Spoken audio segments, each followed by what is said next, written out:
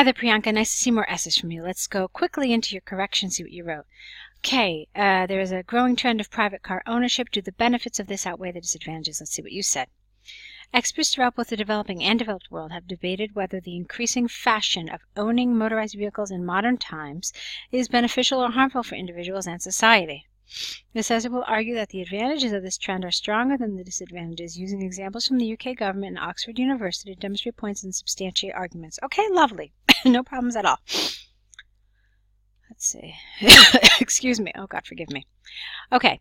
There is ample, convincing evidence that this contemporary trend of car ownership has drastically affected the comfort level and social status of a myriad of individuals in a positive manner. Nice, clear sentence. The central reason behind this is twofold. Firstly, a private vehicle offers convenience and comfort to the family members. This also allows people to save their time by adjusting the route according to their requirements. Secondly, possessing a car is a status symbol and helps them to upgrade their respect in the society. This is a little unnatural. I know what you're trying to say, but it doesn't feel like a terribly natural expression in English. You don't say to upgrade their respect in society.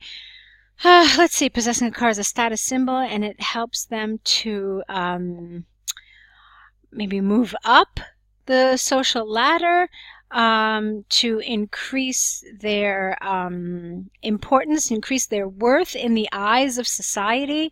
I think these are some more natural ways of expressing this idea. Okay.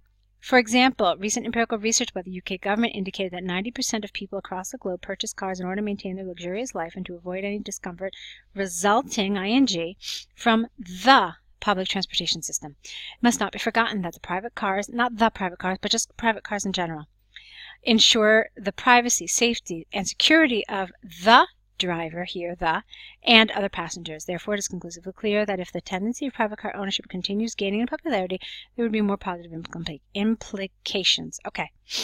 Although there is a case for private motor vehicles favoring the society as well as individuals, its drawbacks cannot be overstated.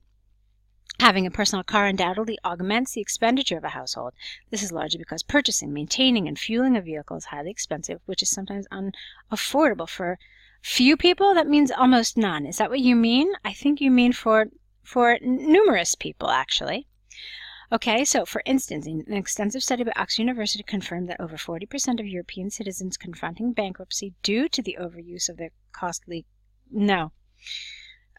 confirmed that 40% of European citizens confront bankruptcy due to the overuse of their costly cars. That's what you want to say.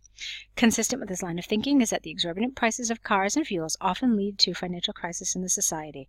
Consequently, it is possible to state beyond doubt that the largest drawback to such a growing trend is the needless extravagance on the family income.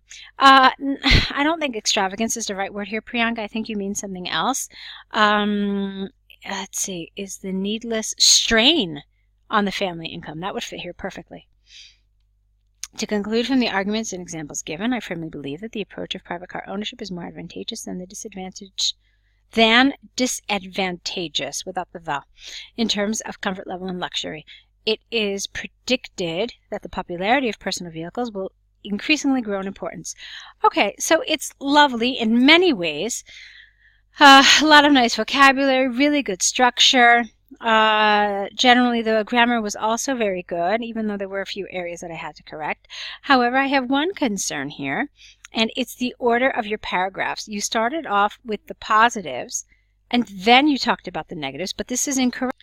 So, Priyanka, what I want you to remember is that we always talk about the side that we disagree with first, and then we talk about the side that we agree with. We put that closer to our conclusion so that it's more tied into our conclusion, okay?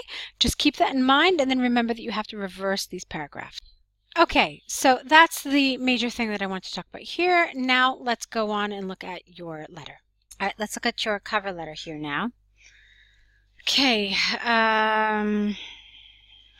let's see. Dear Sir, Madam, my name is Priyanka Sharma, and I'm writing this letter in response to the advertisement for a senior software engineer in Hindustan Times newspaper on 2nd of December 2018. I completed my postgraduate post-graduation 3 years ago, and since then I have been working as a software engineer in a multinational company. In addition, I have all the technical skills required for this job. I'm particularly interested in working for your organization as it is considered to be the best in this region. You also have the reputation for being an excellent employer, and I believe this would offer a pleasant working environment. Furthermore, this position will give me an opportunity to interact with overseas clients, which would certainly be beneficial for my future career growth. Moreover, I have relevant experience in the same position. My job responsibilities include requirement analysis, development, and testing of software applications and programs. I will be privileged to offer my services to your organization. I'm enclosing my curriculum vitae for your reference. I would appreciate a positive response. I look forward to hearing from you. Yours faithfully, Priyanka Sharma. Okay. So, let's see, first of all, how you did in terms of task achievement. Did you talk about your possible qualifications? Yes, you did. Did you talk about your enthusiasm? Yeah, I think so. I think you dealt with it fairly well here. And then this was pretty clear. Okay, so in terms of task achievement, you did everything you extended, so that all of that was fine. The grammar, the grammar, the vocabulary, all of it were lovely. I have one concern here, and it's a little bit with your coherence and cohesion. So let me tell you what I mean. I mean, here, it just felt very choppy. It felt like you had very separate ideas, and there was no real link between them. Now, that doesn't mean that you absolutely needed to have linking devices like furthermore, moreover, and so forth. There are other ways to provide cohesion.